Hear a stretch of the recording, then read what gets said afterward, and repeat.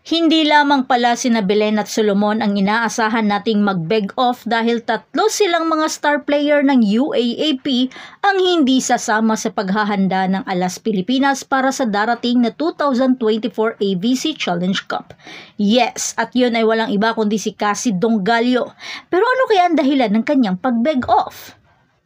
Pero bago pa man ang lahat, kung hindi ka pa nakapag-subscribe, please like and subscribe at pakispike na rin sa bell button para lagi kang updated sa mga volleyball ganap.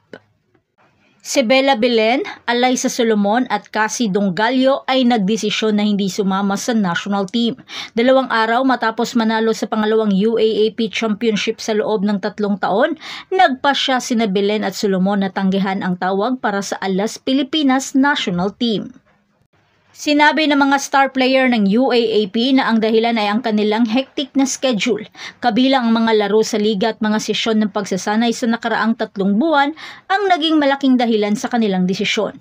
Naramdaman nila na kailangan ng kanilang mga katawan ng pahinga at nagkaroon din ng mga health concerns. Sinabi ni Solomon, ang national team ay isang bagay na pinag-iisipan pa nila kung sasali ba sila dahil sa mabigat na schedule. Kailangan din nilang ipahinga ang kanilang mga katawan at bukod pa doon, kailangan din ng agarang check-up si Alyssa Solomon dahil mayroon itong minor injury na di dapat isawalang bahala. Kaya sa puntong ito, talagang nag-aalangan na ang dalawa sa maaaring maging pasya. Sa kasamaang palad, si Dongallo na naging pinakamahusay na manlalaro sa elimination round ng UAAP Season 86 ay nagkaroon naman ng bali sa kanyang kanang pulso bago ang oras ng kanyang unang sesyon ng pagsasanay kasama ang national team. Inaasahang tatagal ng 4 hanggang 6 na linggo ang paggaling ng kanyang injury na hindi na ata aabot sa takdang araw ng laro. Kahit sa kabila ng kanyang injury, bumisita pa rin si Dongallo sa pagsasanay ng national team sa Mandaluyong, kasama ang kanyang mga coach mula sa Lady Warriors na sina Doc Obet Vital at Shota Sato. At dahil 3 magagaling na manlalaro ang umatras, nabawasan na ang pool ng national team ni Coach George Souza de Brito sa 14 players. Kabilang sa kanila ay 10 aktibong manlalaro mula sa Premier Volleyball League, kasamang 3 bituin ng Lasal na sina Angel Canino, Thea Gagate at Julia Coronel.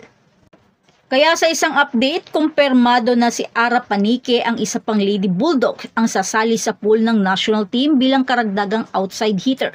At nakita naman natin din siyang naglaro sa final sa UAAP, kahit sa limitadong oras ay gumawa pa rin ito ng quality time upang makagawa ng puntos. Kaya exciting na makita siya sa aksyon. At iyon ang ating video para sa araw nito mga ka-Jaws. Nakakalungkot na hindi makakasama sa AVC Challenge Cup sina Belen, Solomon at Dongallo para irepresenta ang Pilipinas. Pinapangarap natin ang kanilang mabilis na paggaling at sana'y makita natin silang muli sa volleyball court. At syempre, huwag kalimutan mag-like ng video na ito at mag-subscribe sa ating channel para sa iba pang mga balita sa volleyball sports. Maraming salamat sa panonood at magkita-kita tayo sa susunod na video. Hanggang sa muli, patuloy na mag-spike at mag-dig sa ating channel. But wait, huwag ka munang umalis dahil pwede kang magkaroon ng 5% discount sa Pop Cases PH pag ginamit mo ang Jaws Valley 77 code para magkaroon ng customized phone case para sa paborito niyong player at team sa volleyball. Kaya, kuha ka na!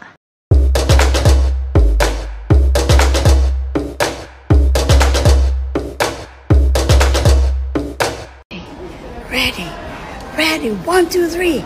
Hazue, Hazue, Hazue, yeah, yeah, yeah. Hazue, Hazue, Hazue, yeah, yeah, yeah. Jump a book, jump a book, jump a booga, booga, book.